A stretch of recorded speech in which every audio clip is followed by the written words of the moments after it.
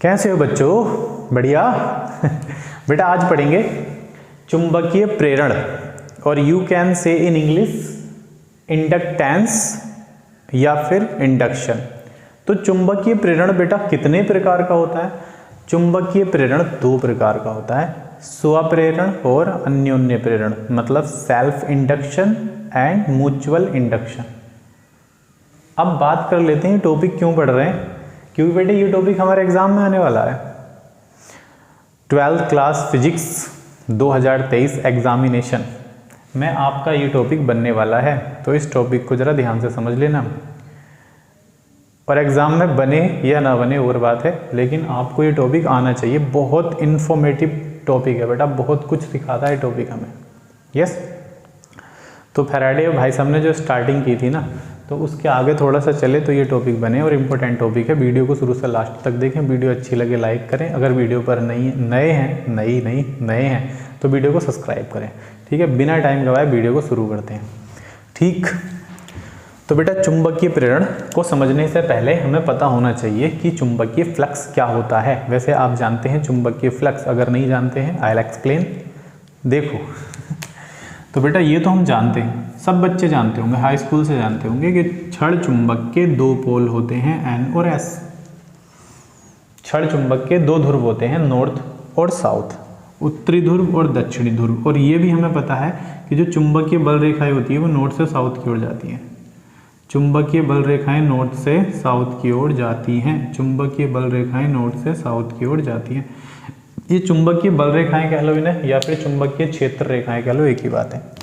तो चुंबकीय क्षेत्र रेखाएं मैग्नेट के बाहर नॉर्थ से साउथ की ओर जाती हैं, और मैग्नेट के अंदर अगर ऑब्जर्व किया जाए तो साउथ से नॉर्थ की ओर आती हैं। चुंबकीय क्षेत्र रेखाएं मैग्नेट के बाहर नॉर्थ से साउथ की ओर जाती हैं और मैग्नेट के अंदर साउथ से नॉर्थ की ओर जाती हैं, और इस तरह से एक वक्र बना लेती हैं, जिसके कारण क्षण चुंबक के चारों ओर चुंबकीय क्षेत्र जनरेट हो जाता है, मैग्नेटिक फील्ड जनरेट हो जाता है। अब ये जितना भी फील्ड होगा, ये जितना भी सराउंडिंग फील्ड एक्टिवेट हो रहा है किसी एक क्षण चुंबक के, उस फील्ड को हम कहते हैं मैग्नेटिक फील्ड। क्या कहते हैं बेटा?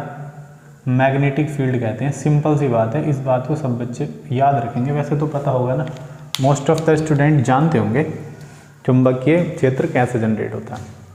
पहचान करनी है। ठीक, एक लोहे की कील लाओ, उसे जरा यहाँ तक लाओ, फिर यहाँ से आप देखोगे लोहे की कील इस चुंबक पर अट्रैक्ट हो जाएगी इतनी दूरी से ही, अगर छोड़ भी दोगे तो अट्रैक्ट हो जाएगी। दैट मीन चुंबक के चारों ओर एक क्षेत्र था जिसे हम कहते हैं चुंबकीय क्षेत्र, और वो इस तरह से जनरेट होता है। अब हम बता रहे हैं आपको चुंबकीय फ्लक्स, और कहाँ आ गई चुंबकीय क्षेत्र रेखाएं, तो बेटा इन्हें जानना जरूरी है।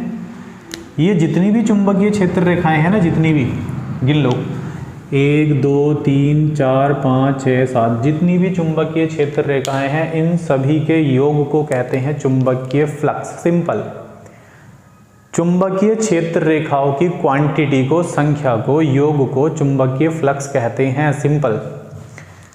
तो चुंबकीय फ्लक्स, ये सारा चुंबकीय फ्लक्स हुआ। इसे इस तरह से भी समझ सकते हैं, इधर एन पोल ले लेते हैं किसी क्षण चुंबक का, और इधर ले लेते हैं एस पोल। अब हम जानते हैं कि चुंबकीय क्षेत्र रेखाएं एन से एस की ओर जाती हैं। चुंबकीय क्षेत्र रेखाएं एन से एस की ओर जाती हैं। अगर इसके बीच एक काल्पनिक पृष्ठ सपोज कर लें, है ना, जहाँ चुंबकीय क्षेत्र बन रहा है, चुंबकीय क्षेत्र कहाँ बन रहा है? एन और एस के बीच चुंबकीय क्षेत्र बन रहा है, और यहाँ पर अगर एक काल्पनिक पृष्ठ को सपोज कर ले जाए माइंड में, तो चुंबकीय फ्लक्स की डेफिनेशन क्या होगी? सुनो जरा। किसी काल्पनिक पृष्ठ से, काल्पनिक पृष्ठ का एरिया ये सपोज कर लेते हैं, किसी काल्पनिक पृष्ठ से गुजरने वाली सभी, किसी काल्पनिक पृष्ठ से गुजरने वाली सभी चुंबकीय बल रेखाओं की क्वांटिटी को पृष्ठ से बद्ध चुंबकीय फ्लक्स कहते हैं। किसी काल्पनिक पृष्ठ से गुजरने वाली सभी चुंबकीय बल रेखाओं को पृष्ठ से बद्ध चुंबकीय फ्लक्स कहते हैं। क्या कहते हैं? चुंबकीय फ्लक्स कहते हैं। चुंबकीय फ्लक्स। और बेटा चुंबकीय फ्लक्स को दर्शाते हैं किससे? फाई वी से। और चुंबकीय फ्लक्स बराबर होता है B × A। B क्यों? क्योंकि बेटा B है चुंबकीय क्षेत्र और A है एरिया, पृष्ठ का एरिया। दैट्स वाई चुंबकीय फ्लक्स का फॉर्मूला हो जाएगा B × A। क्लियर? चलो, ये बात आपको समझ में आती है, और मैं पहले भी एक्सप्लेन कर चुका हूँ, पिछली वीडियो में जाकर देख लेना। वैसे यहाँ समझ में आया। और चुंबकीय फ्लक्स किसे कहते हैं? चुंबकीय बल रेखाओं की क्वांटिटी को चुंबकीय फ्लक्स कहते हैं। क्लियर? चलो अब हम आगे बढ़ते हैं अपने टॉपिक पर। मैं इसे थोड़ा सा रेस कर देता हूँ ना।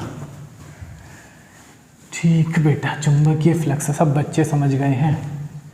अब हम सीखेंगे क्या? प्रेरकत्व सीखेंगे। तो प्रेरकत्व की डेफिनेशन अगर जानना चाह रहे हो तो सुनो। गतिशील क्षण चुंबक द्वारा, गतिशील क्षण चुंबक द्वारा किसी कुंडली में विद्युत वाहक बल उत्पन्न करके धारा को प्रेरित करना ही प्रेरकत्व कहलाता है। Repeat again. गतिशील क्षण चुंबक द्वारा किसी कुंडली में विद्युत वाहक बल उत्पन्न करके विद्युत धारा को प्रेरित करना ही प्रेरकत्व कहलाता है। चलो ये बात मैं लिख देता हूं पहले। ठीक है, गतिशील क्षण चुंबक द्वारा,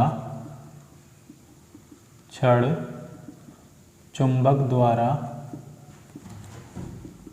किसी कुंडली, कुंडली समझते हो ना, जिसमें तार के बहुत सारे फेरे होंगे तो कुंडली कह रहे हैं। गतिशील क्षण चुंबक द्वारा किसी कुंडली या फिर कह लो परिनालिका, एक ही बात है। कुंडली कह लो या परिनालिका कह लो बेटा, एक ही बात है, बोथ आर सेम। किसी कुंडली या परिनालिका में विद्युत वाहक बल, विद्युत वाहक बल जिसे हम इंग्लिश में कहते हैं इलेक्ट्रोमोटिव फोर्स, ईएमएफ, उत्पन्न करके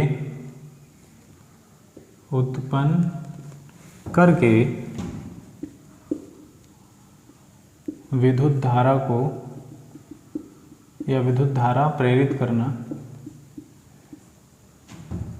विद्युत धारा प्रेरित करना ही प्रेरकत्व कहलाता है। प्रेरकत्व या प्रेरण या चुंबकीय प्रेरण कहलाता है। सिंपल। पहली बात तो ये आपको याद रख लेना है कि गतिशील क्षण चुंबक द्वारा किसी कुंडली या परिनालिका में विद्युत वाहक बल उत्पन्न करके विद्युत धारा को प्रेरित करना ही प्रेरण कहलाता है। किसमें? कुंडली में। कुंडली में विद्युत धारा प्रेरित करना ही प्रेरकत्व कहलाता है। आप अपने शब्दों में इसे छोटा बड़ा कर सकते हो, नो प्रॉब्लम। ठीक। अब प्रेरण बेटा कितने प्रकार का होता है? 2 प्रकार का। मेंशन कर देता हूँ। प्रेरण या प्रेरकत्व बोथ आर सेम। प्रेरण 2 प्रकार का होता है, 2 प्रकार का होता है। पहला, सबसे पहले बात कर लेते हैं नंबर 1। चलो लिख देता हूँ। पहला होता है बेटा स्वप्रेरण। स्वप्रेरण को हम इंग्लिश में कहते हैं सेल्फ इंडक्शन, सेल्फ इंडक्शन। और बेटा नंबर 2 होता है अन्योन्य प्रेरण, वेरी इंपॉर्टेंट, अन्योन्य प्रेरण। कई बार एग्जाम में आ चुका है। इसे कहते हैं म्यूचुअल इंडक्टेंस या इंडक्शन। कवर करें इस बात को। प्रेरण कितने प्रकार का होता है बेटा? प्रेरण 2 प्रकार का होता है, अन्योन्य प्रेरण और स्वप्रेरण, या स्वप्रेरण और अन्योन्य प्रेरण। ठीक है, सबसे पहले किसे पढ़ेंगे? स्वप्रेरण को पढ़ेंगे। ठीक, तो सबसे पहले टाइटल या हेडिंग हमारी रहेगी, इधर से मेंशन करता हूँ। तो बेटा इसमें से हमें नंबर 1 पढ़ना है। पहला नंबर है स्वप्रेरण। पहले स्वप्रेरण सीख लेते हैं। स्वप्रेरण क्या है, जिसे हम इन इंग्लिश कहते हैं सेल्फ इंडक्शन। तो बेटा स्वप्रेरण जो है बहुत ईजी है ना। तो मैं आपको एक्सप्लेन कर देता हूँ। पहले मैं एक्सप्लेन कर रहा हूँ, फिर मैं राइट करूँगा, नो प्रॉब्लम। हिलना डुलना नहीं है बिल्कुल भी, टक टक ही लगा कर देखते रहो। मान लो हमारे पास कोई सर्किट है, कोई परिपथ है, और उस परिपथ में हमने क्या क्या सिलेक्ट किया हुआ है। उस परिपथ में हमने एक बैटरी ले रखी है, एक धारा नियंत्रक ले रखा है, एक स्विच ले रखा है और एक कुंडली या परिनालिका है।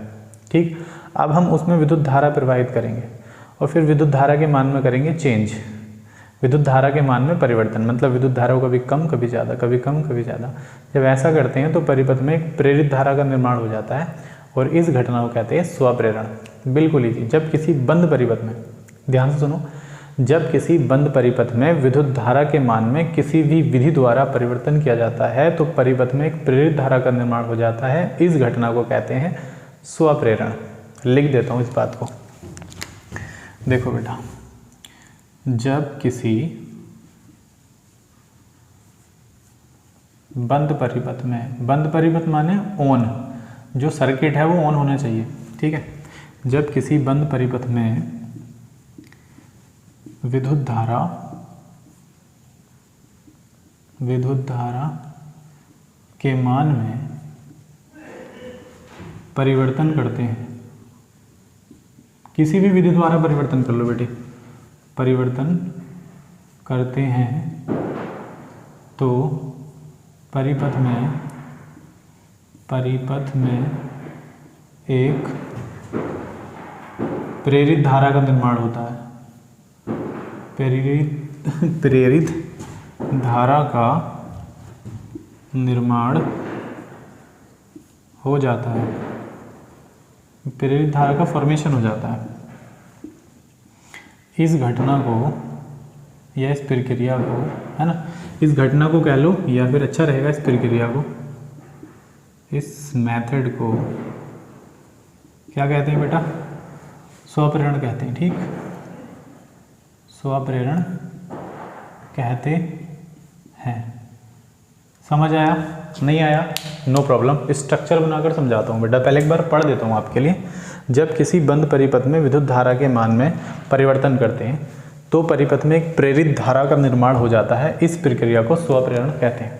समझ लेते हैं अब इस बात को ना, स्ट्रक्चर के थ्रू समझ लेते हैं। तो बेटा इसके लिए बना लेते हैं कुंडली। अच्छा, ये प्रयोग किसने किया था? कुंडली वगैरह ये सब किसने किया था बेटा? ये सब किया था सर जोसेफ हेनरी ने। सर जोसेफ हेनरी ने ये प्रयोग किया था और इस प्रयोग को करने के बाद बताया था स्वप्रेरण के विषय में और अन्योन्य प्रेरण के विषय में। ठीक है, तो अब इस प्रयोग को, ये सर जोसेफ हेनरी का प्रयोग है, मैं एक्सप्लेन कर रहा हूँ, आप समझ लो जरा। तो इन्होंने क्या किया था, एक परिनालिका ली और परिनालिका के साथ ले लिया एक धारा नियंत्रक RH और एक ले लिया सेल या कह लो बैटरी, विद्युत स्रोत और साथ में एक स्विच भी लिया और इस तरह से इस परिपथ को बंद कर दिया। अभी स्विच ऑफ है, स्विच को कैसे दर्शाते हैं? कुंजी। जब हम स्विच या कुंजी को ऑन करते हैं विद्युत धारा प्रवाहित होगी बेटा। जब इसमें विद्युत धारा प्रवाहित होती है दैट टाइम, जब हमने स्विच ऑन किया तो विद्युत धारा डायरेक्ट अपने हाई लेवल पर नहीं पहुंचेगी।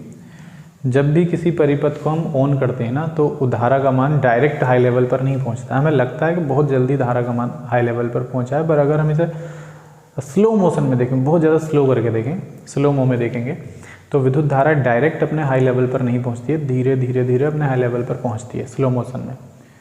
ऐसा क्यों होता है? क्योंकि बेटा मुख्य धारा के विपरीत एक प्रेरित धारा का निर्माण हो जाता है और प्रेरित धारा मुख्य धारा को उसके हाई लेवल तक पहुंचने से रोकती है, लेकिन जीत नहीं पाती।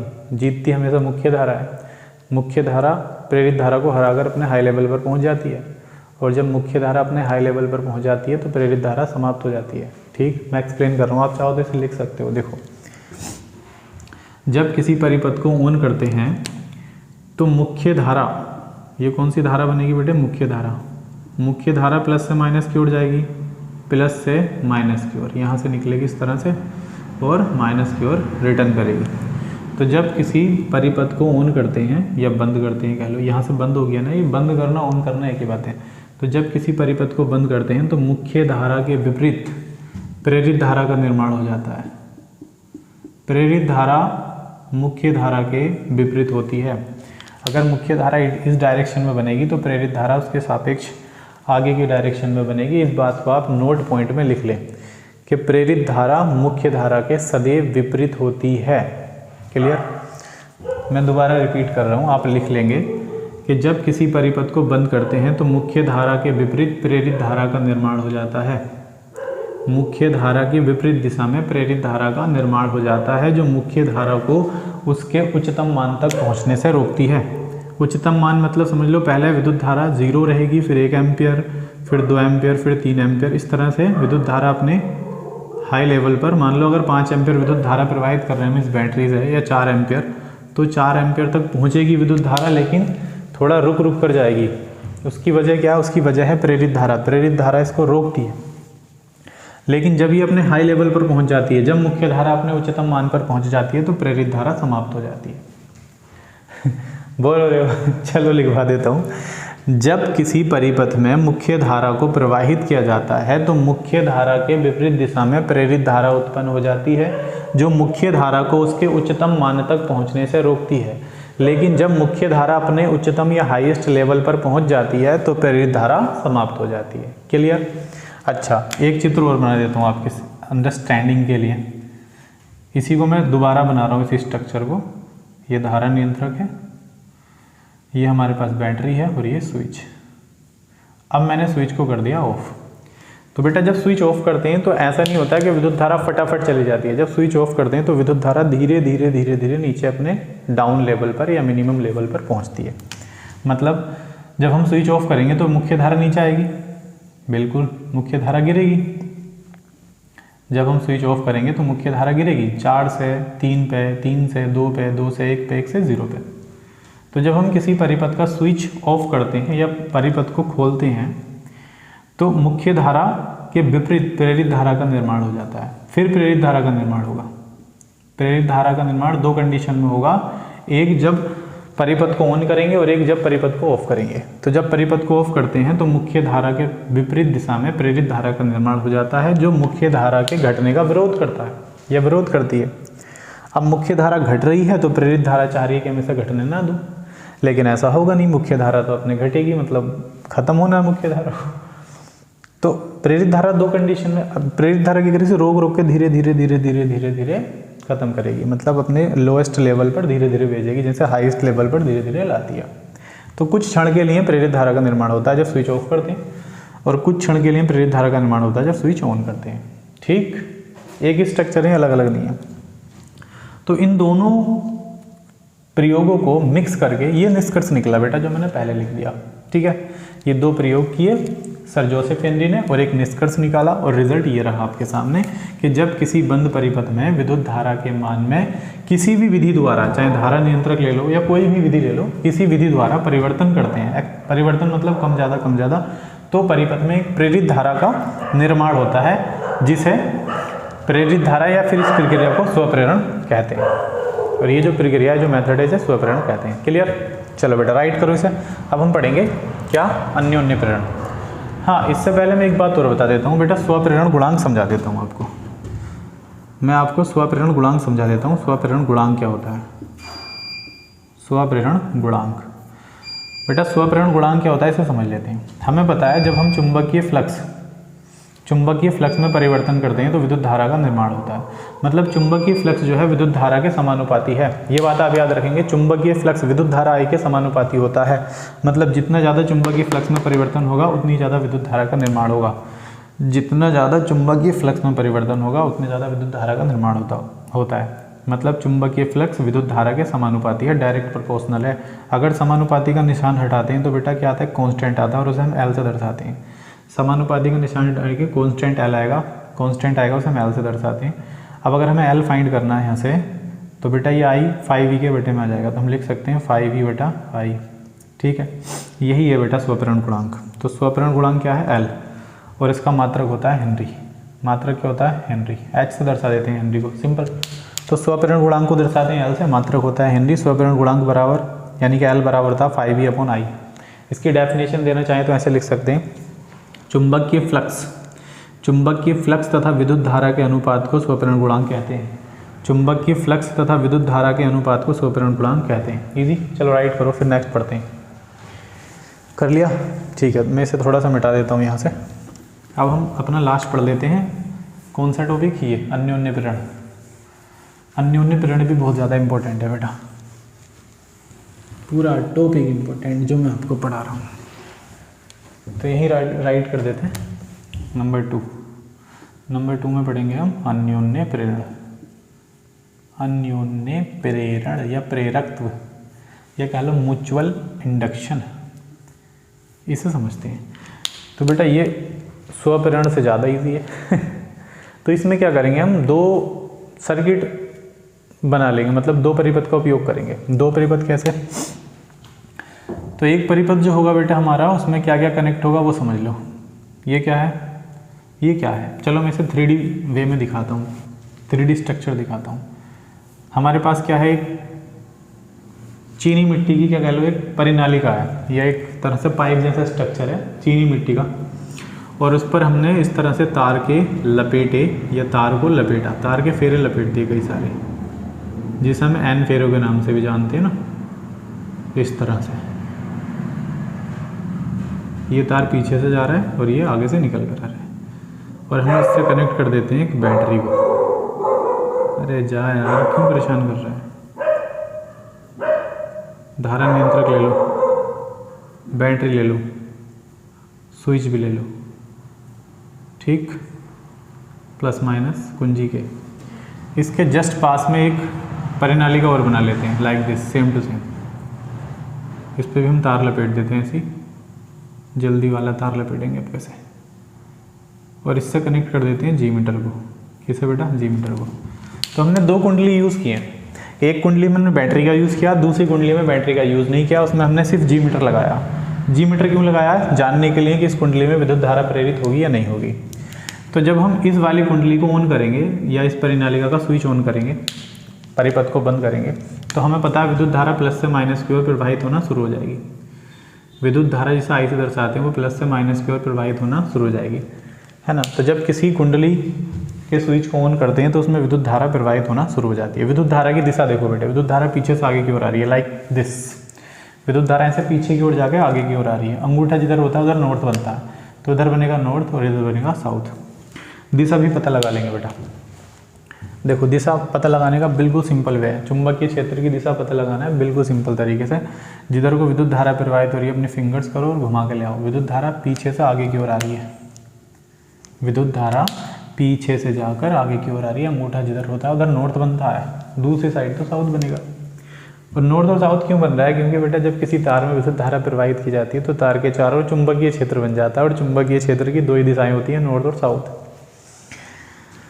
ठीक, अब इस कुंडली के दोनों ओर क्या बन गया? चुंबकीय क्षेत्र बन गया। और हमें पता है चुंबकीय क्षेत्र से चुंबकीय बल रेखाएं निकलना शुरू होंगी और नॉर्थ से साउथ की ओर आने की कोशिश करेंगी।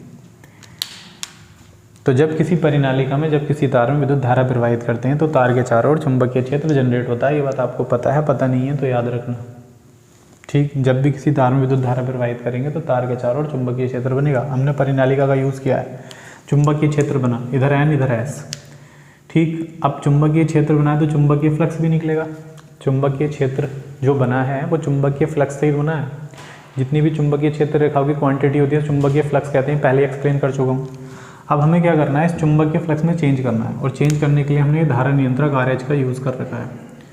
तो जब इस धारा नियंत्रक से हम चुंबकीय फ्लक्स में चेंज लाएंगे, मतलब चुंबकीय फ्लक्स को ज़्यादा करेंगे, कम करेंगे, ज़्यादा करेंगे, कम करेंगे, तो जो पास में रखी हुई कुंडली है या परिनालिका, इसमें विद्युत धारा प्रेरित होगी और जी मीटर की सुई हिलना शुरू हो जाएगी। जी मीटर की सुई कभी इधर कभी इधर, ठीक। जी मीटर की सुई में विक्षेप उत्पन्न हो जाएगा। तो अगर मुख्य धारा इस दिशा में चल रही है तो प्रेरित धारा इस दिशा में चलेगी, लाइक दिस। प्रेरित धारा हमेशा मुख्य धारा के विपरीत होती है। तो बेटा जब किसी एक कुंडली से दूसरी कुंडली में विद्युत धारा को प्रेरित किया जाता है, ध्यान से सुनो, जब किसी एक कुंडली से जिसमें विद्युत धारा स्रोत है, जब किसी एक कुंडली से दूसरी कुंडली में विद्युत धारा को प्रेरित किया जाता है तो उस घटना को कहते हैं अन्योन्य प्रेरण। किसी अन्य से प्रेरित किया गया तो अन्योन्य प्रेरण कहते हैं। तो मैं इसकी डेफिनेशन भी लिख देता हूँ, पहले आप समझ लो। और बेटा एक बात आपको जो याद रखनी है वो है चुंबकीय फ्लक्स की परिवर्तन। जब तक चुंबकीय फ्लक्स में परिवर्तन नहीं होगा विद्युत धारा का निर्माण नहीं होगा। जब तक चुंबकीय फ्लक्स में परिवर्तन या चेंज नहीं करेंगे विद्युत धारा का निर्माण नहीं होगा। अगर तुम सोच रहे हो कि हम इसे कम ज़्यादा ना करें विद्युत धारा को, तब इस कुंडली में, पास में रखी कुंडली में विद्युत धारा नहीं बनेगी जब तक इसे कम ज़्यादा यानी कि इसमें चेंज नहीं लाएंगे। तो चुंबकीय फ्लक्स में परिवर्तन के कारण ही पास में रखी कुंडली में धारा प्रेरित होती है या प्रेरित धारा का निर्माण होता है, और इस घटना को कहते हैं हम अन्योन्य प्रेरण। सिंपल वे ये है बेटे इसका। अब मैं राइट कर देता हूँ, मैं आपके लिए राइट कर देता हूँ, यहाँ लिख देता हूँ। यहाँ से स्टार्ट करते हैं। जब पास पास रखी दो कुंडलियों में से किसी एक कुंडली में विद्युत धारा प्रवाहित की जाती है, विद्युत धारा प्रवाहित की जाती है, तो कुंडली की जगह परिनालिका भी लिख सकते हैं, नो प्रॉब्लम। तो कुंडली में या कुंडली के चारों ओर चुंबकीय क्षेत्र या चुंबकीय फ्लक्स उत्पन्न हो जाता है। देखो पहली लाइन आपको याद रखनी है, जब पास पास रखी दो कुंडलियों में से किसी एक कुंडली में विद्युत धारा प्रवाहित की जाती है तो कुंडली के चारों ओर चुंबकीय फ्लक्स उत्पन्न हो जाता है। आगे लिखेंगे, विद्युत धारा के मान में परिवर्तन या चेंज करने से चुंबकीय फ्लक्स में परिवर्तन होता है। चुंबकीय फ्लक्स में परिवर्तन होता है जिसके कारण पास में रखी कुंडली में विद्युत वाहक बल उत्पन्न हो जाता है जो कुंडली में विद्युत धारा को प्रेरित करता है।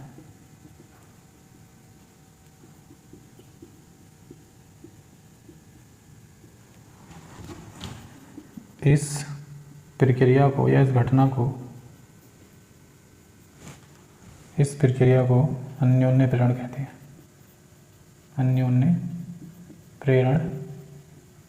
हैं। बस बेटा इतनी लिखना है आपने, जैसे मैंने कराया ऐसे करके आना है। देखो मैं पढ़ देता हूँ एक बार फिर।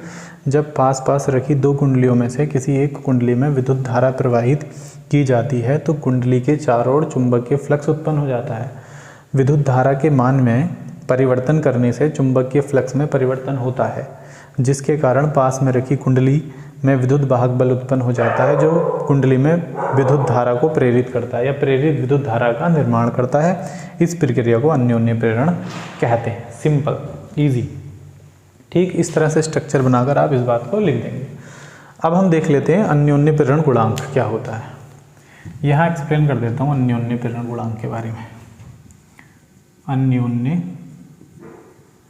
प्रेरण गुणांक, जैसे स्वप्रेरण गुणांक वैसे ही अन्योन्य प्रेरण गुणांक। ठीक, तो हम जानते हैं, तो बेटा 5V समानुपाती होता है किसके? धारा के। जितना ज़्यादा चुंबकीय फ्लक्स उतनी ज़्यादा विद्युत धारा, जितना कम चुंबकीय फ्लक्स उतनी कम विद्युत धारा। तो 5V समानुपाती का निशान हटाते हैं, इक्वल लेते हैं तो कांस्टेंट आता है। यहाँ कांस्टेंट m आएगा बेटा, यहाँ कांस्टेंट क्या आएगा? m, और m ही है अन्योन्य प्रेरण गुणांक। ठीक, हमें m फाइंड करना है तो I का m आ जाएगा बटे में। ठीक, अभी यहाँ से m फाइंड नहीं करते हैं, आगे चलते हैं। इसे समीकरण 1 मान लेते हैं। अब हमें पता है फैराडे का नियम, फैराडे के नियम अनुसार फैराडे का नियम लगाना पड़ेगा बेटा। फैराडे का नियम आता है ना आपको? यस, फैराडे का नियम है E बराबर, यानी कि विद्युत वाहक बल E बराबर delta 5V upon delta T। यही है, साथ में आप n का यूज़ भी कर सकते हैं, माइनस भी लगा सकते हैं। ये फैराडे का नियम मैं पहले एक्सप्लेन करा चुका हूँ। फैराडे का नियम, चुंबकीय फ्लक्स में परिवर्तन की ऋणात्मक दर ही विद्युत वाहक बल के बराबर होती है, फैराडे का नियम था। अब जो 5V का मान है वो 5V के स्थान पर रख देंगे आप। यहाँ कर दूँ नीचे, है ना, देख लेना। तो E बराबर n को ऐसे लिख दो, डेल्टा से लगा देंगे, 5V के स्थान पर लिख देंगे MI, और बटे में क्या है? Delta T। m बाहर ले लो, m कांस्टेंट है, कांस्टेंट हमेशा बाहर रहता है क्योंकि कांस्टेंट कभी बदलता नहीं है, नियत रहता है। तो m बाहर ले लेंगे, अंदर क्या बचेगा? अंदर बचेगा n। चलो n को भी बाहर ले लो, कोई दिक्कत नहीं है। तो अंदर क्या बचेगा? अंदर बचेगा बेटा delta I upon delta T, delta I upon delta T। तो इस तरह से आप चाहो तो अन्योन्य प्रेरण गुणांक को भी या उसके सूत्र को भी फाइंड कर सकते हो। अन्योन्य प्रेरण गुणांक का मात्रक भी हेनरी रहेगा, नो प्रॉब्लम। तो बेटा आप चाहें तो इसकी डेफिनेशन यहीं से लिख सकते हैं कि जब किसी एक कुंडली में विद्युत धारा 1 एम्पीयर प्रति सेकंड, जब किसी एक कुंडली में विद्युत धारा 1 एम्पीयर प्रति सेकंड प्रवाहित हो रही हो तो दूसरी कुंडली में प्रवाहित या उत्पन्न या प्रेरित विद्युत वाहक बल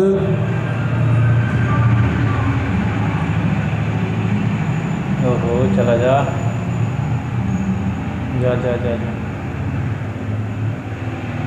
जल्दी जा यार। ठीक है बेटा, तो आप डेफिनेशन यहाँ से लिख सकते हैं। कैसे लिखेंगे? सुन लो ध्यान से। जब किसी एक कुंडली में, जब किसी एक कुंडली में 1 एम्पियर विद्युत धारा 1 सेकंड प्रवाहित की जाए, या 1 एम्पियर, जब किसी कुंडली में विद्युत धारा 1 एम्पियर प्रति सेकंड प्रवाहित की जाती है तो दूसरी कुंडली में प्रेरित विद्युत वाहक बल ही अन्योन्य प्रेरण गुणांक के बराबर होता है। इस तरह से आप लिख सकते हैं। तो बेटा ये था हमारा टॉपिक जो बहुत ज़्यादा इम्पोर्टेंट था। अब हम किसी दूसरे टॉपिक में मिलेंगे। और बेटा टाइम की टेंशन मत लो, मुझे पता है आपके बोर्ड एग्ज़ाम नज़दीक हैं, करा दूंगा। मैं थोड़ा मजबूरी में हूँ, परेशानी में हूँ, भी मुझे प्रॉब्लम है, वीडियो लेट बना रहा हूँ, कुछ थोड़ी सी प्रॉब्लम मैं शेयर नहीं कर सकता हूँ, लेकिन हाँ मैं आपको विश्वास दिलाता हूँ कि मैं सारे टॉपिक आपको क्लियर करा दूँगा। ठीक है, तो टेंशन नहीं लेगा कोई भी बालक। हम मिलेंगे किसी नेक्स्ट वीडियो में, तब तक के लिए bye, take care, see you.